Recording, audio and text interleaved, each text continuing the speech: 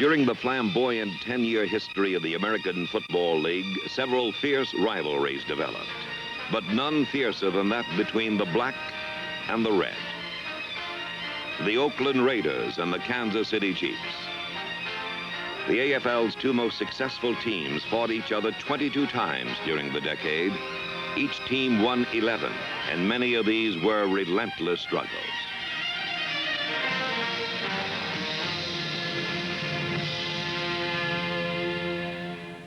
In 1968, Oakland's high-powered offense appeared unstoppable. But in Kansas City, the Chiefs' defense broke down football's most prolific scoring machine. With his best receivers injured, Coach Hank Stram resurrected the old straight T formation. The Chiefs passed a record low 3 times. They ran a record high 60 times. Mike Garrett for 109 yards. Wendell Hayes for 89 yards. Robert Holmes for 95 yards.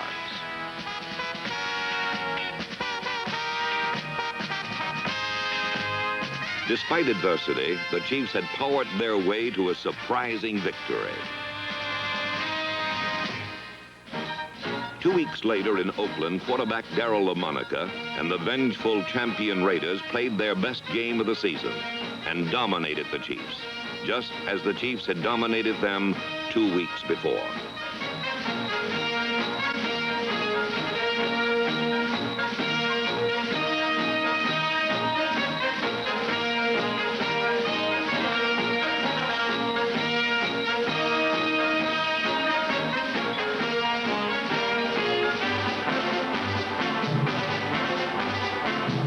By the end of the 1968 season, Oakland and Kansas City each had won 12 of 14 games, setting up the AFL's first Western Division playoff.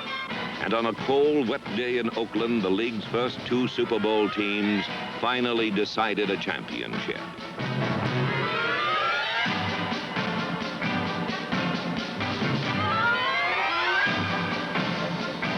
By the end of the first quarter, Darryl LaMonica had fired 3 touchdown passes, and the Raiders led 21-0. LaMonica later added 2 more touchdown passes, his second to Warren Wells, and his third to Fred Biletnikoff.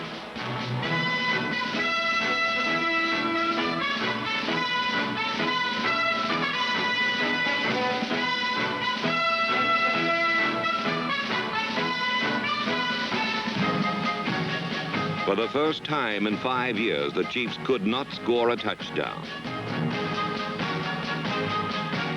The Raiders ended the Chiefs' 1968 season by giving them the worst beating in their history.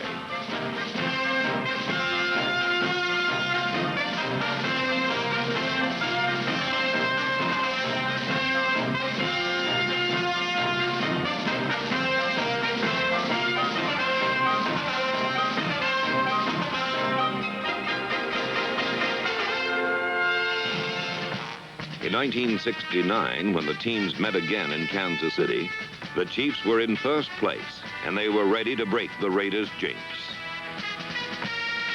Chief quarterback Len Dawson threw the touchdown passes this time, but they were not enough to stave off unforgettable memories.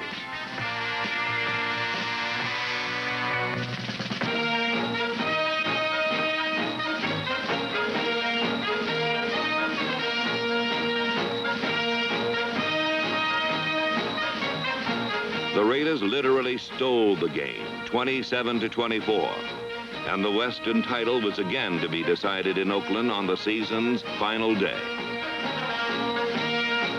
A Dawson knee injury helped dictate another conservative game for the Chiefs. They passed only 6 times. They ran 48 times. But this time they scored only 1 touchdown. The Raiders deployed their customary offense.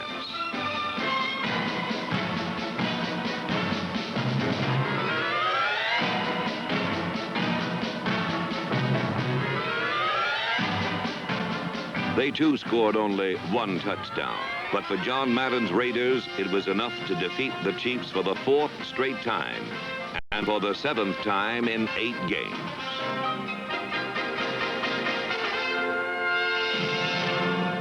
Three weeks later, on January 5th, 1970, Hank Stram and Len Dawson returned to the Oakland Coliseum to try and solve a colossal problem: how to defeat a team which had lost only 4 games in 3 years, a team some called the finest in the game.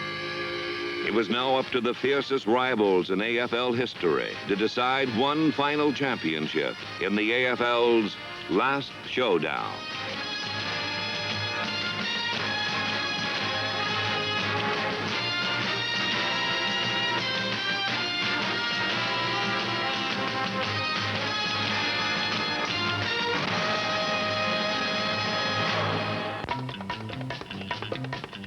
Robert Holmes became the game's first ball carrier when he brought the opening kickoff back to the 30-yard line, where the Kansas City offense first had a chance to show what Hank Stram's strategy might be this time.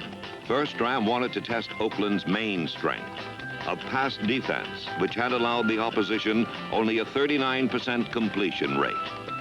The man to run the test was the Chiefs' great receiver, number 89, Otis Taylor. The first man to be tested was number 26, cornerback Nehemiah Wilson.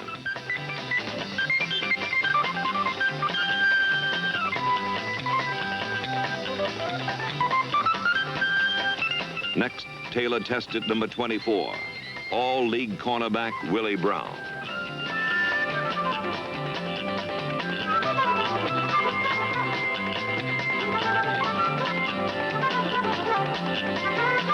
In a replay, we can see that Dawson's bomb led Taylor perfectly, but that Taylor's usually sure hands betrayed him this time.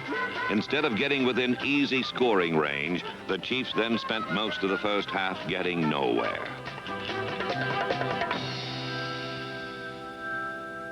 Oakland's opening attack was more basic. Hand the ball to number 23, second-year running back Charlie Smith.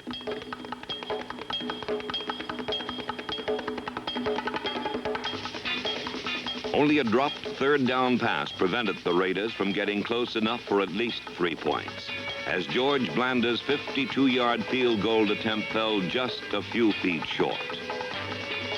The Raiders' second attack was as basic as the first. Throw the ball to Charlie Smith.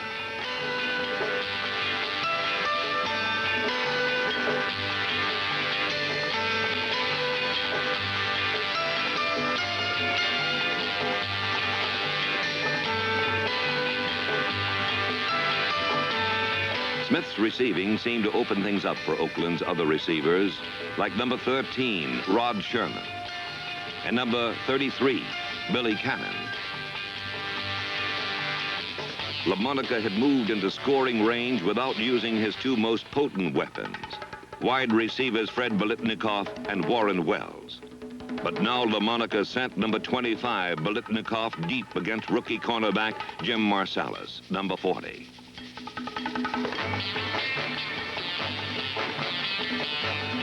Although unsuccessful, this play set up a pass to number 81, Warren Wells, who carried to the Kansas City 3.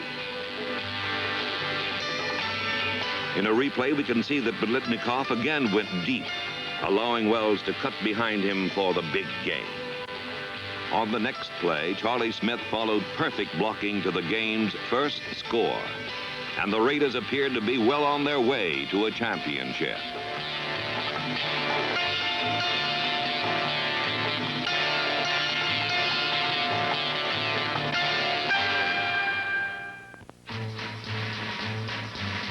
In the second quarter, the Raiders continued the same strategy which had been so successful in the first period. This time, however, things didn't work quite so well for the Raiders.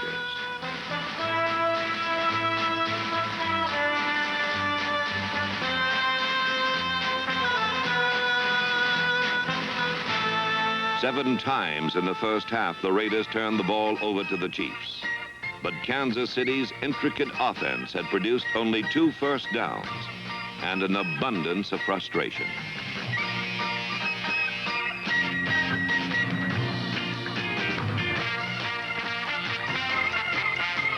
With only 3 minutes left in the half, the Chiefs' offense suddenly began to move. Helped by several key penalties against the Oakland defense, the Chiefs found themselves beyond midfield for the first time. Dawson sent Otis Taylor down the middle to attract attention, and then threw to Frank Pitts for a 41-yard explosion to the Raiders' 1-yard line. From there, Wendell Hayes plunged into the end zone, and suddenly the game was tied as the first half ended.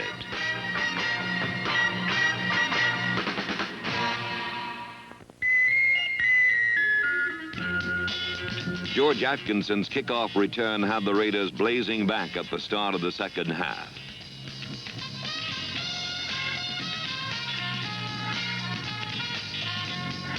Darryl LaMonica again turned to the short passing game, which had set up the only touchdown of the first half.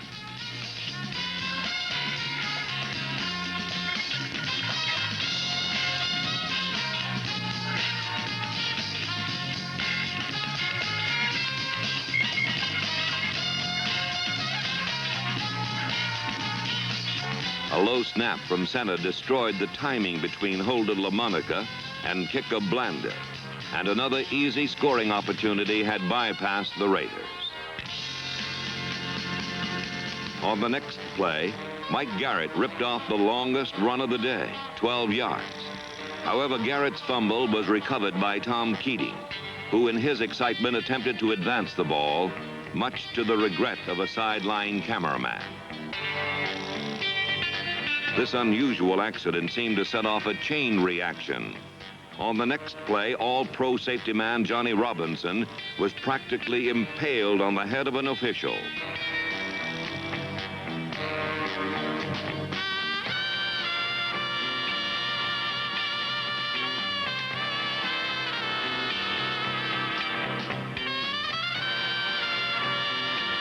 After Willie Mitchell replaced Robinson, LaMonica tried to throw deep, and the result was another weird play with bodies falling all over the field.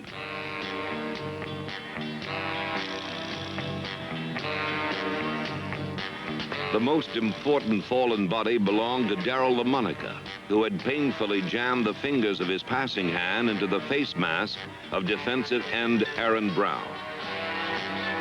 The AFL Player of the Year had to be replaced by 42-year-old George Blanda, a 20-year veteran who 10 years earlier had passed the Houston Oilers into the first AFL championship game.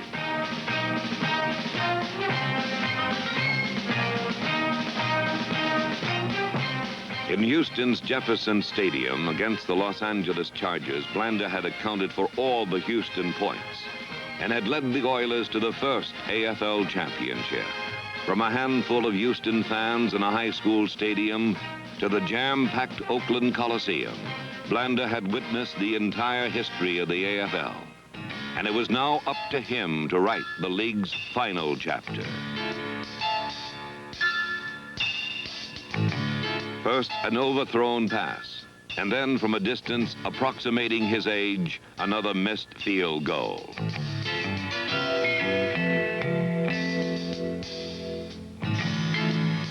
Blanda would have one more chance. On the next series, he began to move the Raiders toward a tie-breaking score.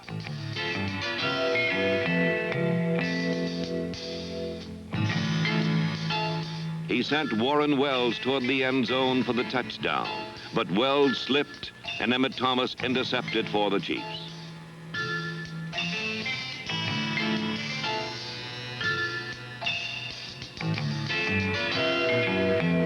One old pro was through for the day, while another surveyed the wreckage of the previous play. On his run back, Thomas had been trapped at the 6-yard line. The Chiefs now had to move the ball or give it back to Oakland within range of the tie-breaking score. On first down, Dawson threw long for Frank Pitts. On second down, Robert Holmes was nearly trapped for a safety.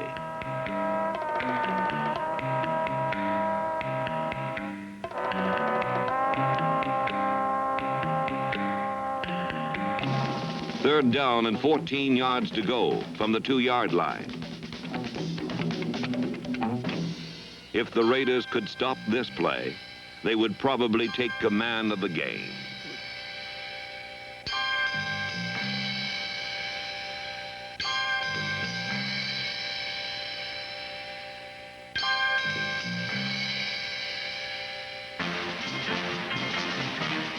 In a replay, we can see that Glenn Dawson had perfect protection, which allowed him to find his secondary receiver, Otis Taylor, near the right sideline. Taylor's spectacular catch seemed suddenly to turn the game in the Chiefs' favor. Dawson's next target was Robert Holmes.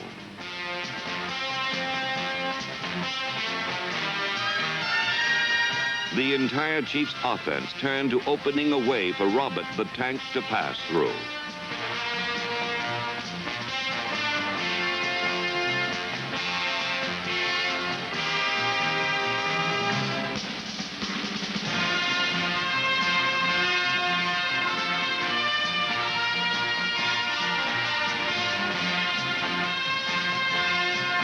Meanwhile, the struggle continued between Otis Taylor and Nehemiah Wilson, and Dawson chose this moment to take advantage of the situation. Interference was called against Wilson, and the Chiefs were only 7 yards from the lead.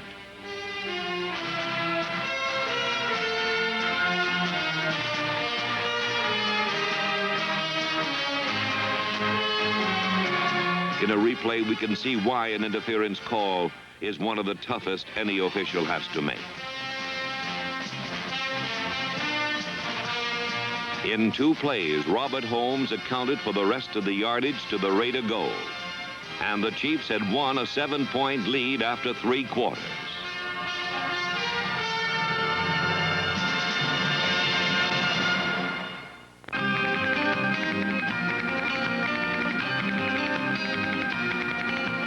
Despite his injured hand, Darryl LaMonica was prepared to return for the final period. Later he said, "I am the team's leader, and since this is the case, I have to go as long as I can." All the Chiefs had to do was run out the clock and perhaps get close enough to kick the clinching field goal. From 55 yards, Jan Stenerud almost succeeded. With almost 14 minutes remaining, the Raiders had their chance to get back into the game. On first down, All-Pro linebacker Bobby Bell almost put the game away for the Chiefs. Then Darryl LaMonica got the Raiders moving toward the tying touchdown.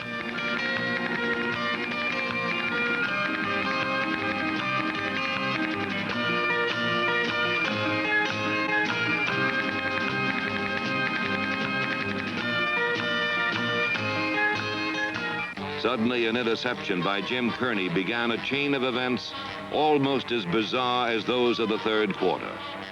All the Chiefs had to do was run out the clock.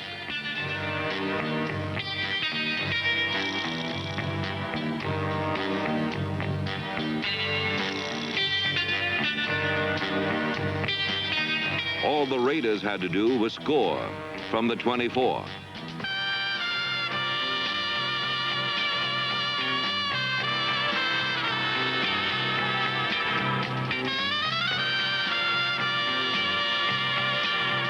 Just run out the clock.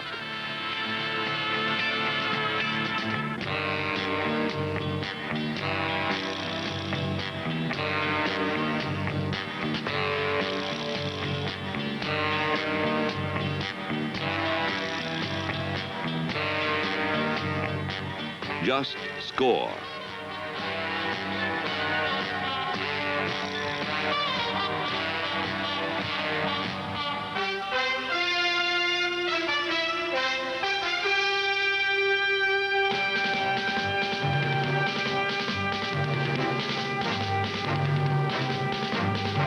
Emmett Thomas's 62-yard dash with his second interception put the Chiefs within easy reach of Jan Stenerud's foot.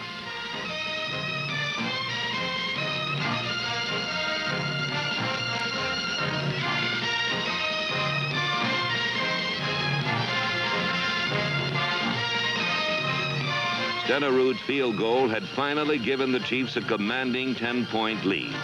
But one more bit of madness gave the Raiders one final chance.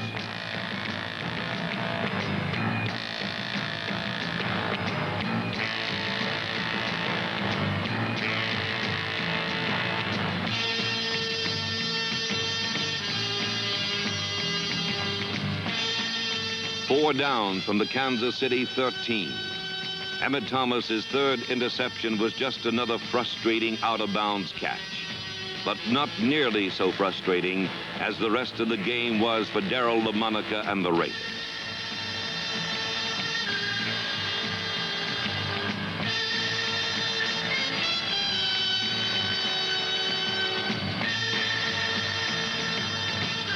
On last down, Aaron Brown finished the Raiders' offense for the season. It was a fitting conclusion, for the Chiefs' joy and the Raiders' frustration were due most of all to a great Kansas City defensive team. Despite a courageous effort by the AFL Player of the Year, the Western Division champion Raiders could not cope with the Chiefs' defensive team, which is finally gaining recognition as the game's toughest.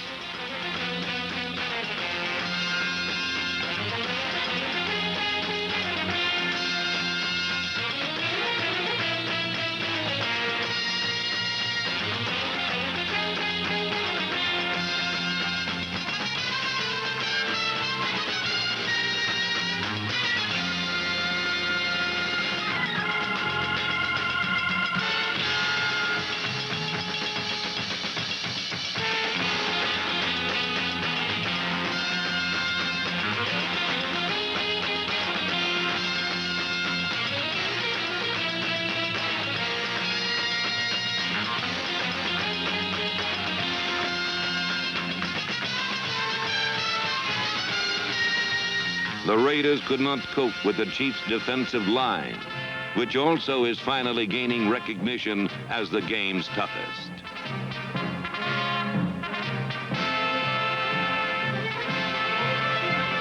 Defensive ends Aaron Brown and Jerry Mays.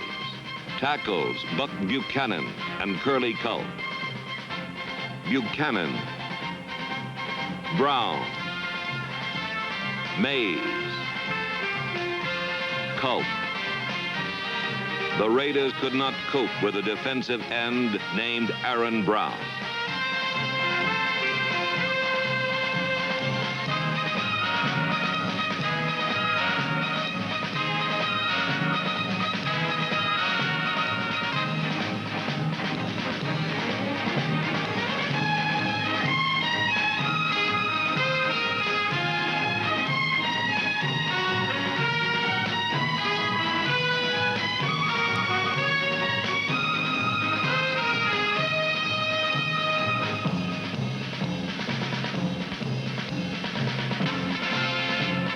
Hank Stram said, "I told them to turn it on. Give it all you've got." We did, and we beat one of the greatest teams in pro football. Maybe the greatest.